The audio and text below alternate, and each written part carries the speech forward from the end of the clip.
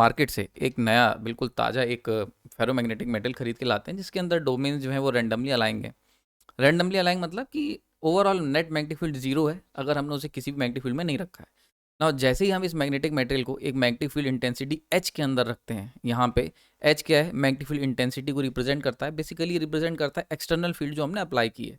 जैसे ही हम इस मैग्नेटिक मटेरियल को इस एच के अंदर रखेंगे तो हमें एकदम से एक जादू सा देखने को मिलेगा। ये जो डोमेन्स हैं वो अपने आप को अलाइन कर लेंगी in the direction of magnetic field intensity जो भी हमने बाहर से लगाई हुई है, और हम देखेंगे एक नॉर्थ साउथ हमारे इस मैग्नेटिक मटेरियल के ऊपर आ जाएगा। ठीक है, नाउ ये जो प्रोसेस है इसको हम कहते हैं मैग्नेटाइजेशन ऑफ मैग्नेटिक मटेरियल। पुराने लेक्चर बहुत डिटेल में इसके ऊपर ऑलरेडी बना चुका हूँ मैं।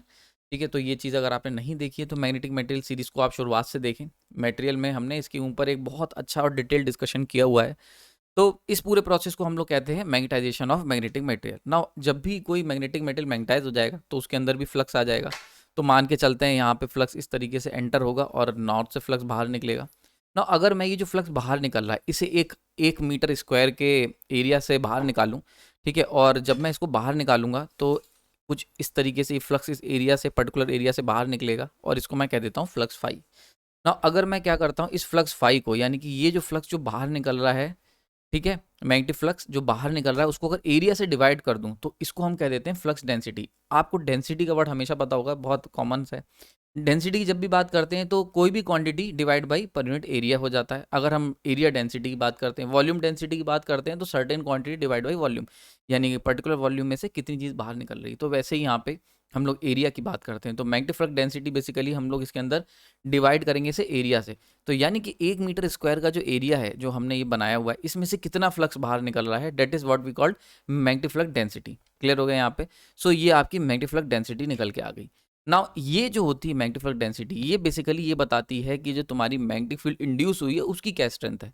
क्योंकि देखो यहाँ पे जो फ्लक्स ले रहा हूँ मैं, ये जो फाई ऊपर लिखा हुआ है फाई बाई ए, इसमें जो फाई ऊपर लिखा है ये कौन सा है, ये वो फ्लक्स है जो डोमेन के अलाइन होने के बाद आया, यानी कि मैग्नेटिक मटेरियल का फ्लक्स है। ठीक है, और अगर हम बात करते हैं एच की तो ये एच बताता है इंटेंसिटी ऑफ, या कह सकते हैं स्ट्रेंथ ऑफ अप्लाइड फील्ड। यानी कि एक फील्ड तुमने अप्लाई करी, कोई मैग्नेटिक मटेरियल लेके आए मार्केट से, तो एक फील्ड होगी जो तुम एक्सटर्नली अप्लाई करोगे उसे मैग्नेटाइज करने के लिए, वो हो गई तुम्हारी strength of applied field H. वहीं पे जब तुमने वो फील्ड अप्लाई करी तो वो मैग्नेटिक मटेरियल जो मैग्नेटाइज हुआ, मैग्नेटाइज होकर उसने जो खुद की फील्ड बनाई, वो फील्ड जो होती है उसको हम लोग कहते, वो उसको हम लोग उसकी स्ट्रेंथ को जज करते हैं with the help of B. यानी कि अगर बी की बात करेंगे तो बी बताएगा कि कितना अच्छी मैग्नेटिक फील्ड डेवलप हुई है उस मैग्नेटिक मटेरियल में, और अगर एच की बात करेंगे तो वो बताएगा कितनी अच्छी या ताकतवर फील्ड तुमने लगाई थी मैग्नेटिक मटेरियल को मैग्नेटाइज करने के लिए। तो आई होप दोनों के बीच में अंतर समझ में आ गया होगा। तो यहाँ पे अगर हम पूरा ओवरऑल डिस्कशन देखें तो मैग्नेटाइजेशन के अंदर बी और एच ये एक इंपॉर्टेंट क्वांटिटीज निकल के आती हैं। यानी कि यहाँ से मतलब कितना तुमने इंड्यूस करने की कोशिश करी और कितना इंड्यूस हुआ, ये सारे बहुत सारे तरीक़ों से मैं इसको समझा सकता हूँ। तो बी और एच अल्टीमेट चीज़ क्या है कि जो बी है वो हमारा मटेरियल के बारे में बताता है, और एच जो है वो एक्सटर्नली अप्लाइड इंटेंसिटी या एक्सटर्नली अप्लाइड फोर्स के बारे में बताता है। तो इसीलिए बी और एच क्या है, एक बहुत ही इंपॉर्टेंट पार्ट निकल के आते हैं जब भी हम मैग्नेटिक फील्ड का डिस्कशन या मैग्नेटिक मटेरियल्स का डिस्कशन करते हैं। तो इसीलिए इन दोनों के बीच में हम लोग एक कर्व ड्रॉ कर सकते हैं और उस कर्व को नाम दिया जाता है बी एच कर्व। तो आज मेरा नाम प्रांजल है और आज हम लोग डिटेल में चर्चा करेंगे इसी बी एच कर्व के बारे में कि ये बी एच कर्व क्या होता है, कैसे बनाते हैं, इसका क्या सिग्निफिकेंस है और क्या एप्लीकेशन है। तो ये सारे डिस्कशन जो है हम लोग बड़े डिटेल में इनके ऊपर चर्चा करेंगे और जानेंगे कि किस तरीके से बी एच कर्व एक इंपॉर्टेंट रोल प्ले करता है। अगेन जैसा कि मेरा नेचर है, मैं हर बार जो सीरीज़ बनाता हूँ वो 2-4 पार्ट में बनाता हूँ, सिंगल लेक्चर में कभी मैं आपको सारी चीज़ें नहीं, क्योंकि बहुत बड़ा लेक्चर करने से कोई फ़ायदा नहीं है। तो हम लोग एक अगेन 3-4 पार्ट में ये मैंने तैयार किया है। B H curve one of the most important part है। ये आप कोई भी एग्जाम जहाँ पे इंजीनियरिंग मटेरियल आएगा वहाँ पे ये आपको हमेशा ये सीरीज़ जो होगी 4-5 लेक्चर की, ये बड़ा ही इंपॉर्टेंट रोल प्ले करेगी और सारे क्वेश्चनों के आंसर दे देगी आपके। चलिए शुरू करते हैं। तो सबसे पहले अगर हम बात करें रिलेशनशिप क्या है, बी और एच के बीच में आखिर संबंध क्या है, तो उसको देख लेते हैं। तो ये जैसा मैंने पीछे बताया, बी जो है वो सिग्निफाई करता है कि मैग्नेटिक फील्ड इंड्यूस कैसी हुई, यानी कि मटेरियल के अंदर जो मैग्नेटिक फील्ड बनी है उसकी ताकत क्या है, वो कैसी बनी है, ये बताएगा बी।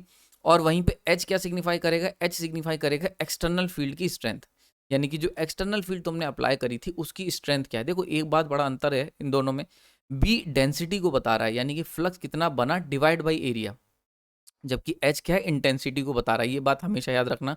तो बी डेंसिटी और एच इंटेंसिटी, ठीक है, अप्लाइड फील्ड।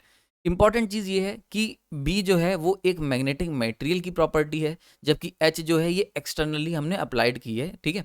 नाउ यहाँ से एक चीज़ बिल्कुल क्लियर होती है कि बी डायरेक्टली प्रोपोर्शनल होगा एच के, ऑब्वियस सी बात है भाई, जितनी ताकत तुम डालोगे उतनी ही तो तुम्हें मैग्नेटिक फील्ड स्ट्रेंथ मतलब इंड्यूस होंगे, डायपोल्स इंड्यूस होंगे, क्योंकि अगर हम एच को हटा दें तो मैग्नेटिक मेटल का कोई सिग्निफिकेंस नहीं है, उसकी डोमेन्स जो होंगी वो रेंडमली अलाइन होती हैं, जैसा हमने लेक्चर की शुरुआत में बताया था। तो यानी कि अगर एच नहीं होगा तो बी तो संभव ही नहीं हो। अब यहाँ पे क्वेश्चन आता है कि एच नहीं है तो बी नहीं होगा, लेकिन एच होगा तो बी हो सकता है, और अलग अलग रेशियो में या प्रोपोर्शन में हो सकता है, ठीक है। तो अब ये कौन डिसाइड करेगा, तो ये डिसाइड करता है म्यू, यानी कि कितने प्रोपोर्शन में होगा। यानी कि अगर हम एच सर्टेन इंटेंसिटी फील्ड लगा रहे हैं तो इंड्यूस्ड कितनी होगी, वो ज़्यादा होगी जितनी हम फील्ड लगा रहे हैं, उससे कम होगी या उसके बराबर होगी। तो इन चीज़ों को सिग्निफाई करने के लिए हम एक स्पेशल टर्म यूज़ करते हैं, वो है म्यू।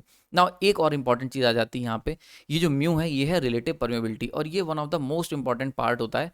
बहुत सारे लोगों को ये कॉन्सेप्ट क्लियर नहीं होता है कि रिलेटिव परमेबिलिटी होती क्या है। आने वाले लेक्चर्स में इसके ऊपर भी चर्चा करेंगे। अभी अपना डिस्कशन बी और एच के टर्म्स में रखते हैं। तो यहाँ पे हमने क्या करा, B direct proportional to H हो गया, क्योंकि हम जानते हैं कि भाई जो भी इंड्यूस होगी फील्ड वो अप्लाइड फील्ड के ऊपर डिपेंड करेगी। अब यहाँ पे डायरेक्ट ने जो प्रोपोर्शनैलिटी का साइन है उसको हटा के मैंने एक रिलेटिव परमेबिलिटी का सिंबल यूज कर लिया, ठीक है। नाउ यहाँ पे रिलेटिव परमेबिलिटी जो हमने यूज करा ये क्या बता रहा है, मैग्नेटिक मेटेरियल पर डिपेंड करेगी। यानी कि देखो अल्टीमेटली डिस्कशन चल क्या रहा था, हम कह रहे थे कि जो भी हमारी फील्ड इंड्यूस होगी मैग्नेटिक मेटेरियल, मार्केट से नया मेटेरियल लेके आए हो, इसके अंदर जो भी फील्ड इंड्यूस होगी, यानी कि जो भी डायपोल्स मैग्नेटिक डायपोल्स आएंगे या बनेंगे या ओरिएंट होंगे, वो डायरेक्ट प्रोपोर्शनल करेगा कितनी तुमने एक्सटर्नल फील्ड अप्लाई की हुई है। ये हम लोग जानकारी थी इसकी हमें।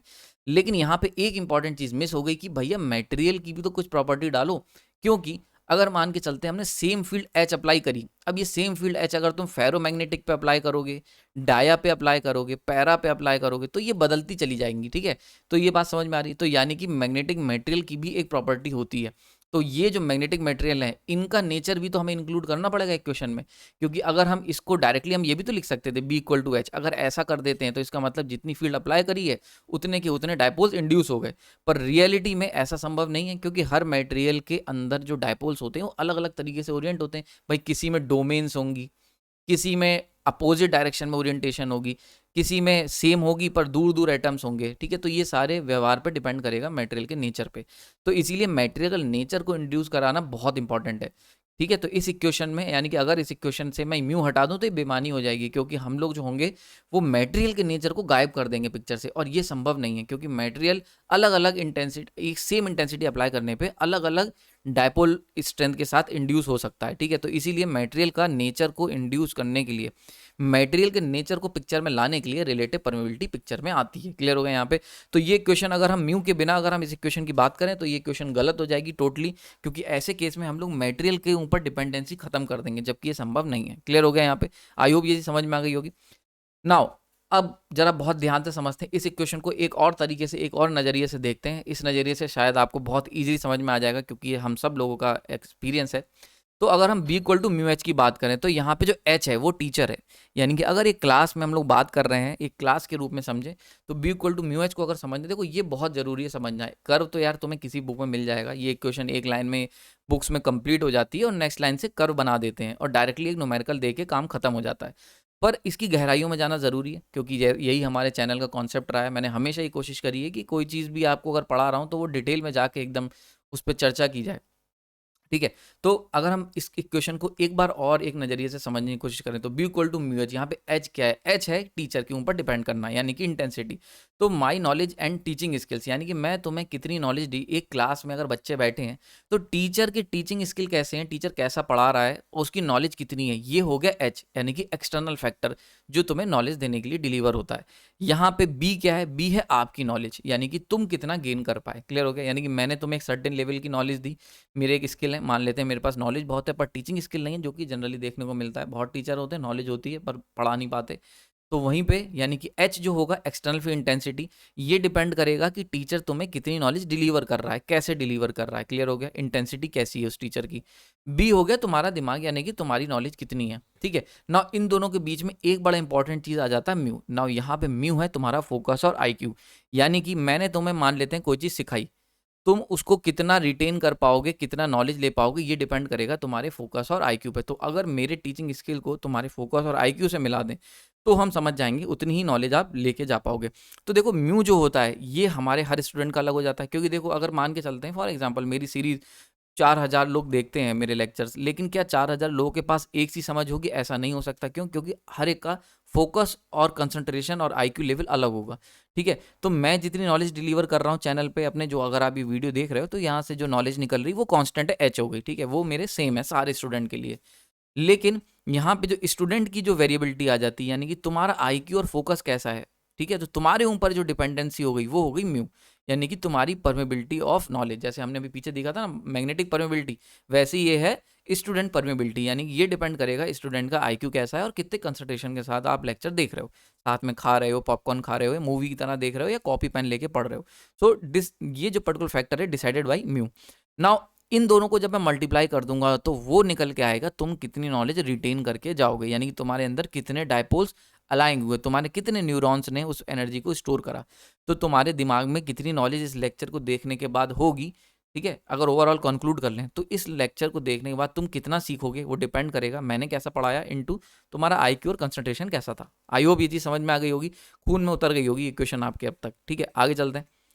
नाउ अगर हम बात करते हैं B equal to mu H, now यहाँ पे थोड़ी सी मैथ कर लेते हैं, इसको शफल कर लेते हैं, तो mu equal to B by H हो गया। ठीक है, यानी कि रिलेटिव जो परमेबिलिटी होती है, अभी रिलेटिव और एब्सोल्यूट छोड़ दो, जो परमेबिलिटी होती है वो बी बाई एच पे एक डिपेंडेंसी हो गई इसकी। यानी कि अगर हम बात करते हैं परमेबिलिटी की, तो permeability equal to magnetic field कितनी इंड्यूस करी डिवाइड बाई अप्लाइड फील्ड कितनी थी, यानी कितनी मैग्नेटिक बनी, कितनी स्ट्रॉन्ग मैग्नेट डायपोल बने, डिवाइड बाई उसको बनाने के लिए हमने कितनी फील्ड अप्लाई की थी।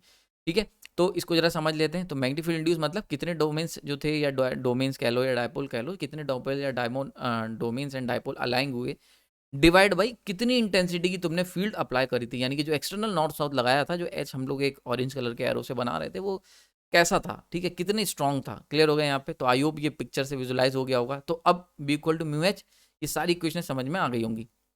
नाउ यहाँ पे म्यू का एक और खेल होता है, एक और फॉर्मूला भी होता है, और वो होता है mu R into mu nought. यहाँ पे म्यू आर होता है रिलेटिव परमेबिलिटी, म्यू नॉट होता है परमेबिलिटी ऑफ फ्री स्पेस, और म्यू होता है एब्सोल्यूट परमेबिलिटी। ये तीनों क्या होते हैं, परेशान होने की ज़रूरत नहीं है, आने वाले लेक्चर जो होंगे ये आपको बिल्कुल एकदम क्लियर कर देंगे। जैसे पुराने लेक्चर देख के आए होगे तो हर चीज़ क्लियर होगी, वैसे ही ये जो एक थोड़ा कन्फ्यूजिंग टॉपिक होता है ना कि म्यू क्या है, म्यू आर क्या है, म्यू नॉट क्या है, अभी इस सीरीज के 2-3 लेक्चर देख लोगे ना तो बिल्कुल कभी लाइफ में कन्फ्यूजन नहीं होगा। तो इसको हम लोग लेकिन सेपरेट में चर्चा करेंगे, क्योंकि बहुत बड़ा टॉपिक है, इसमें भी हम लोग बहुत डिटेलिंग में समझना पड़ेगा इसको कि भाई म्यू आर क्या है, म्यू नॉट क्या है। तो म्यू यहाँ पे एब्सोल्यूट परमेबिलिटी, अभी शब्द याद रख लो, आगे चर्चा करेंगे। म्यू है एब्सोल्यूट परमेबिलिटी, म्यू आर है तुम्हारी रिलेटिव परमेबिलिटी, और म्यू नॉट है परमेबिलिटी ऑफ फ्री स्पेस, या कह सकता हूँ absolute permeability of air. Clear हो गया? इतना समझ में आ गया। नाउ अब यहाँ पे दो मटेरियल हम लोग लेके आते हैं, अब जरा समझते हैं कि म्यू कैसे इंपॉर्टेंट रोल प्ले करता है बी और एच में।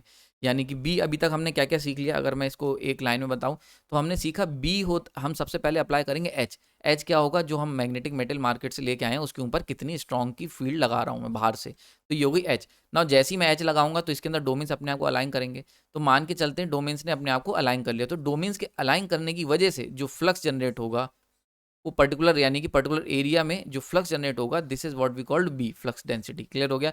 तो कितने डायपोल्स अलाइंग हुए उनके जो वजह से फ्लक्स बना डिवाइड बाई एरिया, ये हो गया फ्लक्स डेंसिटी। यानी कि बी बता रहा है, बी डिपेंड कर रहा है मैग्नेटिक मटेरियल पे, और एच जो होता है वो हमने एक्सटर्नली अप्लाई किया हुआ है। ये दो बातें समझ में आ गई ना। अब हम लोग देखते हैं कि B equal to mu H होता है, यहाँ पे म्यू का क्या रोल है, इसको जरा बहुत अच्छे से समझते हैं। तो दो मेटल मार्केट से नए खरीद के लाए हैं, एकदम पन्नी यहीं पे उतारी घर पे, और म्यू इक्वल टू 1 का 1 है और म्यू इक्वल टू 2 है, दोनों मटेरियल का, एक एक मटेरियल का 1 और 2 है। ठीक, अब देखो हमने क्या करा, जैसे ही मैंने इस पर नॉर्थ साउथ की फील्ड लगाई तो ऐसे में क्या होगा, ये डोमेन्स जो होंगे जिसका म्यू इक्वल टू 1 था, कुछ डोमेन्स या डायपोल कह लो जैसा भी तुम्हें सही लगे, वो कुछ अलाइंग हो जाएंगे और कुछ जो होंगे वो रैंडम रह जाएंगे। ठीक है, सेम इंटेंसिटी पे। वहीं पे अगर तुमने यही same intensity external field H, देखो नॉर्थ साउथ ही एच है, ये बात आपको पता होनी चाहिए, एक्सटर्नल फील्ड इंटेंसिटी मतलब ये लगाई मैंने एच, तो सेम इंटेंसिटी फील्ड यहाँ पे भी अप्लाई करी एच। जैसे ही मैंने सेम इंटेंसिटी फील्ड अप्लाई करी तो यहाँ पे हमें क्या देखने को मिलेगा, यहाँ पे ज़्यादा डोमेन्स जो थे वो अलाइंग हो गए, या ज़्यादा डायपोल जो थे वो अलाइंग हो गए। क्लियर हो गया? यहाँ पे आपको पता होगा डोमेन्स जो होते हैं वो लार्ज नंबर ऑफ डायपोल जो एक साथ चलते हैं उन्हीं को हम लोग कह देते हैं, जिन मतलब ऐसे मैग्नेटिक मेटल जिनके अंदर एटम के बीच में नेबरिंग इंट्रैक्शन वाला वर्ड यूज़ होता है, नेबरिंग इंट्रैक्शन होता है, यानी कि बहुत सामाजिक जो मैग्नेटिक मेटल होते हैं उनके अंदर डोमेन्स बन जाते हैं, और कोई खास बहुत बड़ा एक्सप्लेनेशन नहीं है। ठीक है, तो दो मटेरियल लेके आए थे, एक का म्यू इक्वल टू 1 था, एक का म्यू इक्वल टू 2 था। सेम फील्ड जब मैंने दोनों पे अप्लाई करी, एक्सटर्नल फील्ड इंटेंसिटी H, जब दोनों पे नॉर्थ साउथ लगाए बाहर से, तो एक मटेरियल जिसका म्यू इक्वल टू 1 था उसके अंदर कम नंबर ऑफ डायपोल जो थे वो अलाइंग हुए, वहीं पे जिसका म्यू इक्वल टू 2 था वहां पे ज्यादा नंबर ऑफ डायपोल्स अलाइंग हुए। यानी कि सेम इंटेंसिटी पे एक के अंदर ज्यादा डोमेन्स अलाइंग हो रहे हैं और एक के अंदर कम डोमेन्स या डायपोल अलाइंग हो रहे हैं। तो यहाँ से एक बड़ा इंपॉर्टेंट कंक्लूजन निकाल सकते हैं, पहला वाला, यानी कि पहले वाले में म्यू इक्वल टू 1 का मतलब क्या हुआ, B equal to mu H होता है, म्यू 1 हो गया तो बी इक्वल टू एच, यानी कि 10 यूनिट एच की जरूरत पड़ेगी 10 यूनिट का फ्लक्स डेवलप करने के लिए, फ्लक्स डेंसिटी को डेवलप करने के लिए। यूनिट इसलिए लिख दिया है क्योंकि यहाँ पे हम लोग यूनिट जो भी होती है, जैसे वेबर हो गई या फ्लक्स डेंसिटी की होती है tesla weber per metre square, ये सब हम लोग यहाँ नहीं लिख रहे हैं क्योंकि हम लोग यहाँ पे टॉपिक पे फोकस करना चाह रहे हैं, ठीक है। यूनिट कभी और डिस्कस करेंगे, तो इसलिए मैंने डायरेक्टली यूनिट लिख दिया, कंफ्यूजन खत्म हो गया बिल्कुल। तो यहाँ से एक चीज, बी इक्वल टू एच का मतलब क्या हुआ कि 10 यूनिट अगर एच अप्लाई कर रहे हो, यानी कि अगर 10 एच अप्लाई कर रहे हो, 10 यूनिट ऑफ एच अप्लाई कर रहे हो तो 10 ही unit of flux density develop होगी। वहीं पे बी इक्वल टू, नीचे वाले में देखें तो बी इक्वल टू 2h, इसका मतलब क्या हुआ कि अगर 10 यूनिट की तुम अप्लाई कर रहे हो इंटेंसिटी बाहर से, तो 20 यूनिट के डायपोल डेवलप हो जाएंगे। बात समझ में आ रही, बड़ा इंपॉर्टेंट रिलेशन है, आई होप चीज क्लियर हो रही होगी। तो म्यू क्या कर रहा है यहाँ पे, म्यू जो है एक मल्टीप्लाइंग फैक्टर की तरह वर्क कर रहा है, यानी कि सेम इंटेंसिटी अप्लाई करने पे एक मैग्नेटिक मटेरियल जो है उसके अंदर लेस नंबर ऑफ डायपोल अलाइंग होंगे, वहीं पे एक मटेरियल जिसके अंदर ज्यादा डायपोल्स अलाइंग हो जाएंगे, डिपेंड करेगा उसकी परमिबिलिटी, मैग्नेटिक परमिबिलिटी म्यू पे। क्लियर हो गया यहाँ पे। तो यानी कि हमने अब तक क्या समझा कि अगर हम सेम इंटेंसिटी अप्लाई कर दें और उसके अंदर मैग्नेटिक मटेरियल ला के रखें, एक बार कोई दूसरा फिर तीसरा, तो हर मैग्नेटिक मटेरियल अपनी परमेबिलिटी के हिसाब से उसके अंदर डायपोल अलाइंग होंगे, फ्लक्स डेंसिटी बनाएगा। यानी कि सेम, इसको ऐसे भी समझ सकते हैं, सेम क्लास के अंदर अगर सेम टीचर पढ़ा रहा है तो वहाँ पे हर बच्चा जो है वो अलग अलग लेवल की इन्फॉर्मेशन या नॉलेज डेवलप करके जाएगा। वो किस पे डिपेंड करेगा, वो उस बच्चे के परमेबिलिटी पे डिपेंड करेगा, ठीक है, परमेबिलिटी पे। क्लियर हो गया यहाँ पे। तो वैसे ही मैग्नेटिक मटेरियल है। तो एक क्वेश्चन भी पूछा था कि क्या सर ऐसा पॉसिबल, एक स्टूडेंट ने पूछा था कि क्या सर ऐसा पॉसिबल है कि हम लोग सेम इंटेंसिटी फील्ड अप्लाई करें और वहाँ पे अलग अलग मैग्नेटिक मटेरियल अलग अलग तरीके से मैग्नेटाइज हो। तो मैंने कहा बिल्कुल पॉसिबल है, क्योंकि अगर डाया ले लोगे तो अपोजिट डायरेक्शन में अलाइंग हो जाएगा, ठीक है, और वहीं पे पैरा ले लोगे तो उसके कम डायपोल अलाइंग होंगे, फेरो ले लोगे ज़्यादा डायपोल अलाइंग होंगे। तो ये सारी चीज़ें हम लोगों ने पीछे सीख रखी थी, यहाँ इसको परमेबिलिटी से भी समझ सकते हैं। यानी कि अगर परमेबिलिटी ज़्यादा है, परमेबिलिटी आपकी, तो जितनी भी इंटेंसिटी लगाई है उसके मल्टीपल टाइम्स जो होगी वहाँ पे फील्ड डेवलप होगी, मैग्नेटिक डायपोल्स इंड्यूस होंगे। वहीं पे अगर परमेबिलिटी कम है तो जितनी फील्ड लगाई है उससे कम डायपोल या उससे कम स्ट्रेंथ की आपको डेंसिटी देखने को मिलेगी। तो आई होप इस चीज समझ में आ गई होगी। नाउ यहाँ पे हम लोग इसको एक और तरीके से भी समझ लेते हैं कि यानी कि मान लेते हैं 3 मटेरियल हैं, तीनों की परमिबिलिटी अलग अलग है, एक की 1 है, एक की 2 है, एक की 0.5 है। तो पहला वाला केस ले लेते हैं, यानी कि अगर सेम तीनों मैग्नेटिक मटेरियल पे मैंने सेम इंटेंसिटी एच अप्लाई करी है, तो पहले वाले केस में जो फ्लक्स डेंसिटी होगी वो काफ़ी छोटी होगी, क्योंकि 0.5 का मतलब क्या हुआ, यानी कि अगर हम B equal to mu H और 0.5 का मतलब h/2, यानी कि जितनी भी इंटेंसिटी तुमने अप्लाई करी उसके हाफ ही डेंसिटी डेवलप होगी। दूसरा केस म्यू इक्वल टू 1 ले लेते हैं, यहाँ पे जितनी फील्ड इंटेंसिटी अप्लाई करी है लगभग लगभग उसके बराबर ही डेंसिटी देखने को मिलेगी। वहीं पे तीसरा case h equal to H जितना लगाया है उसके 2 टाइम्स डेंसिटी बनेगी। यहाँ पे मैं बना नहीं पाया, डायग्राम में जगह नहीं थी, तो लगभग लगभग 2 टाइम्स डेंसिटी आपको देखने को मिलेगी। क्लियर हो गया यहाँ पे। तो पहले वाले केस में म्यू लेस देन 1 है तो बी भी एच से कम आया। सेकंड केस में म्यू इक्वल टू 1 है तो लगभग लगभग बी इक्वल टू एच के बराबर आएगा। थर्ड केस में म्यू ग्रेटर देन 1 है तो बी भी एच से बड़ा आएगा। यानी कि ये सब कुछ डिसाइड हो रहा है इससे, क्यों, क्योंकि ऑब्वियस सी बात है B equal to mu H होता है, बहुत सिंपल सी मैथ है।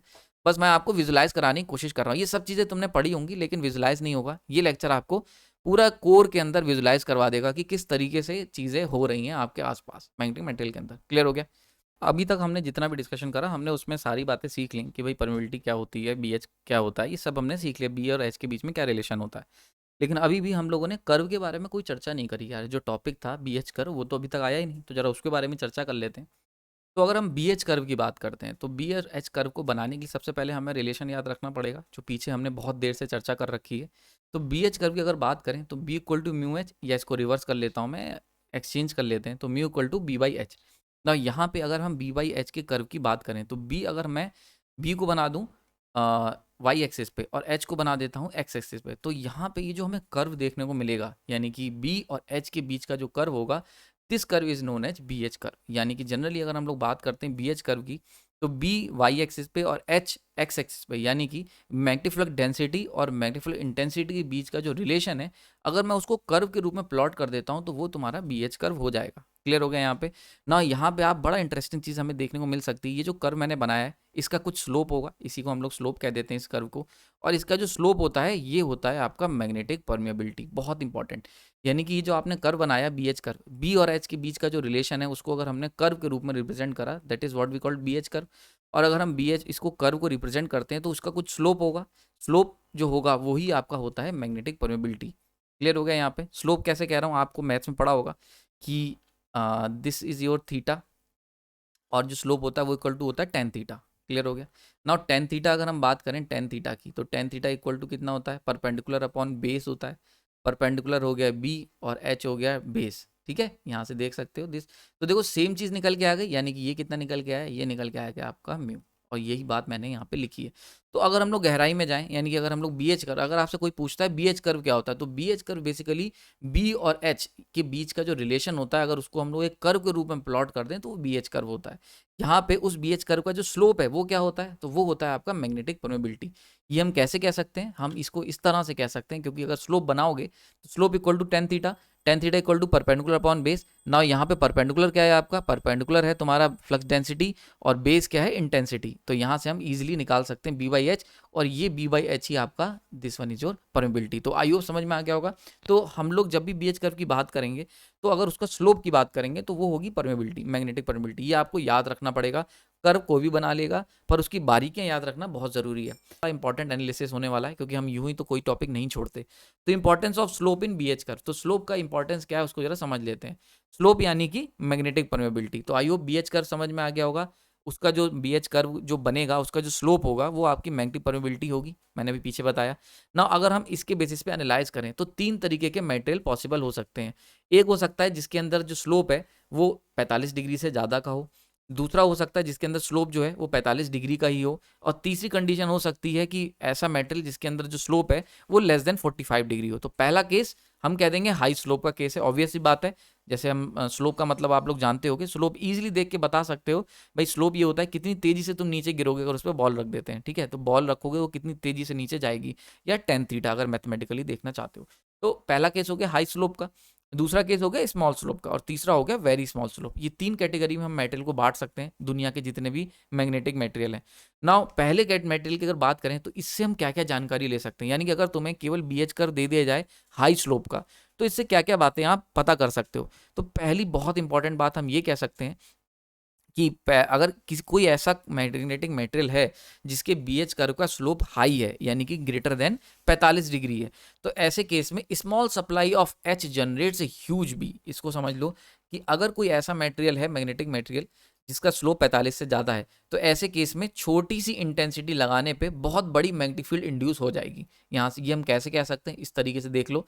ये देखो यहाँ पे हमने थोड़ा सा मूव करा, ठीक है, स्मॉल सा मूव करा, लेकिन देखो मैग्नेटिक फील्ड डेंसिटी कितनी ज़्यादा है। थोड़ा सा और मूव करा, मान के चलते हैं 4 पे हमें 8 मिल गई। अब मान लेते हैं थोड़ा सा और आगे गए, जरा देख के देखो, हम 6 पे गए और ये हमें कितनी मिल गई, ये मिल गई हमें 10 12 12 मान लेते हैं एग्जाम्पल के तौर पे। ये प्लॉट करके देख सकते हो बहुत इजीली। जितना ज़्यादा स्लोप होगा उतना कम एच बढ़ने पे उतना हाई भी बढ़ेगा। स्लोप हाई का क्या मतलब हुआ कि मतलब एच थोड़ा सा बढ़ रहे हो और बी ज़्यादा बढ़ रहे हो, थोड़ा सा बढ़ रहे हो बी ज़्यादा बढ़ रहे हो, तो देखो इस तरीके से स्लोप बढ़ता है। तो स्लोप बेसिकली ये बताता है कि एच और बी के बीच का क्या रिलेशन है। क्लियर हो गया यहाँ पे। तो अगर अगर हाई स्लोप है, बड़ा इंपॉर्टेंट चीज़ है हाई स्लोप है, तो हाई स्लोप से क्या होगा, स्मॉल एच अप्लाई करने पे ह्यूज बी जनरेट होगा, यानी फ्लक्स डेंसिटी बहुत हाई बन जाएगी। नाउ यहाँ से एक चीज़ और बता सकते हो, अगर थीटा ग्रेटर देन 45 डिग्री यानी कि हाई स्लोप है, तो हाई स्लोप का मतलब क्या हुआ, स्लोप हटा दो उसकी जगह म्यू लगा दो, तो हाई स्लोप का मतलब हाई म्यू। यानी कि हम लोग बीएच करके स्लोप को देख के बता सकते हैं कि उसका म्यू कैसा होगा। क्लियर हो गया यहाँ पे।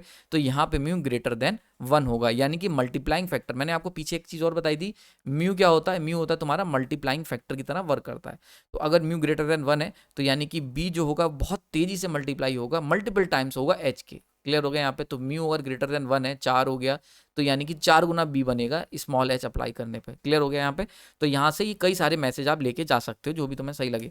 तो स्लोप जो होगा BH कर्व का वो इजीली बता देगा कि कितनी सप्लाई H पे, यानी कि हम अगर हाई स्लोप है तो यहाँ से एक बात निकाल सकते हैं कि small h generate huge B. Now second case की तरफ चलते हैं। Small slope theta equal to 45 degree अगर है, 45 का मतलब क्या हुआ, 1 हो गई म्यू की वैल्यू यहाँ से, यानी कि अगर थीटा तुम्हें 45 मिल जाए तो इसका मतलब म्यू कितना हो गया, यहाँ पे म्यू आपका निकल के आ गया 1, क्योंकि tan theta equal to tan 45 degree कितना होता है, 1 के बराबर होता है। तो म्यू इक्वल टू कितना आ गया, म्यू इक्वल टू 1। यानी कि ऐसे केस में, यानी कि वो मेटेरियल जिसका BH कर्व स्मॉल स्लोप का होगा उसका म्यू इक्वल टू 1 होगा। और इससे हम ये पता लगा सकते हैं कि large supply of H generates large B, यानी कि अगर तुम्हें B ज़्यादा चाहिए तो देखो 4B चाहिए तो आपको 4H लगाना पड़ेगा, 6B चाहिए तो आपको ऊपर ले जाएंगे कुछ, या यहीं रख लेते हैं चलो, 6B चाहिए तो आपको 6H लगाना पड़ेगा। क्लियर हो रहा है यहाँ पे?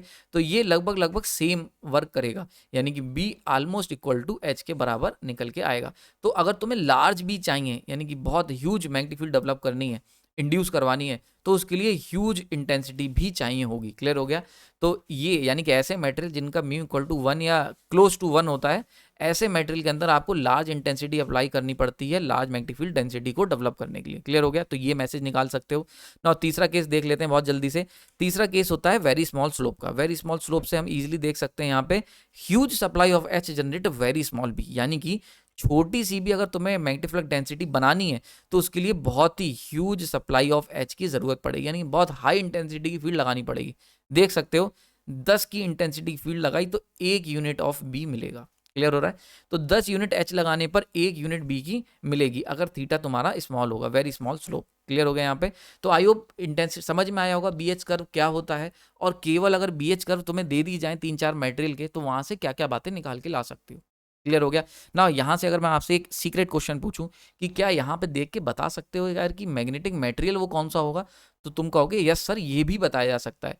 अगर थीटा 45 से ज़्यादा, यानी कि छोटी सी फील्ड अप्लाई करने पे बहुत हाई मैग्नेटिक फील्ड डेंसिटी बन रही है, तो याद करके देखो ऐसा कौन से मेटल होते थे, तो ये मेटल होते थे फेरोमैग्नेटिक। जिन लोगों को याद आ गया उनको बहुत बहुत बधाई, जिनको नहीं याद आया वो रिवाइज करें। तो पीछे के लेक्चर्स मैंने इस पर डाल रखे हैं। तो देखो इसी कर्व को देख के तुम ये भी बता सकते हो। क्लियर हो गया? इसी तरीके से ऐसा मटेरियल जिनके अंदर लार्ज भी जनरेट करने के लिए लार्ज सप्लाई ऑफ H चाहिए, ये कौन से हो गए, ये हो गए पैरा। और ऐसे मटेरियल जिनके अंदर बहुत हाई H लगाओगे तो थोड़ी सी मैग्नेटिक फील्ड डेंसिटी बनेगी, this one is known as diamagnetic. Diamagnetic. Clear हो रहा है? तो आई होप ये चीज समझ में आ रही होगी। तो ये चीज आपको क्लियर हो गई होगी। ये लेक्चर बड़ा इंपॉर्टेंट है, BH कर्व का बेस यहाँ पे मैंने सेट कर दिया है। तो यहाँ पे कोई डाउट अगर है तो कमेंट सेक्शन में बता सकते हो ना। इस लेक्चर को यहाँ पे कंक्लूड कर देता हूँ। आने वाले लेक्चर के अंदर हम लोग चर्चा करेंगे रिलेटिव परमेबिलिटी, एब्सोल्यूट और परमेबिलिटी ऑफ फ्री स्पेस, इन सब के बारे में चर्चा करेंगे, क्योंकि ये बड़ा इंपॉर्टेंट टॉपिक है। क्योंकि हमें समझ में आ गया है कि BH कर्व तो बहुत ईजी है, BH कर्व के अंदर के बारीकियां टफ हैं। BH कर्व तुम किसी को दोगे बनाने को बहुत ईजिली बना देगा, लेकिन उससे पूछोगे कि क्या बता रहा है, वो कोई नहीं बता पाएगा। तो ये लेक्चर, ये जो 3-4 पार्ट में बना रहा हूँ, इसको आप ध्यान से देखते रहें और लाइक कर दें अगर लेक्चर पसंद आ रहा है। बहुत मेहनत लगती है इसको बनाने में। और साथ ही साथ यहाँ पे जो मैंने आपको चीज़ें बताई हैं ये बड़ी इंपॉर्टेंट है कि BH कर्व को केवल BH कर्व की तरह मत देखो, ये ग्राफिकल रिप्रेजेंटेशन है, परमेबिलिटी के बारे में बताता है। कौन? Slope of the BH curve. Clear हो गया? तो एक जो मैंने पीछे मैसेज लिखा था कि ये ग्राफिकल रिप्रेजेंटेशन है, BH कर्व जो है तुम्हारा वो क्या है, BH कर्व का जो स्लोप बनेगा, जो कर्व का स्लोप आएगा वो आपका बता देगा कि परमेबिलिटी कैसी है। तो आई होप लेक्चर आपको पसंद आया होगा। आपने अपना कीमती समय दिया उसके लिए धन्यवाद।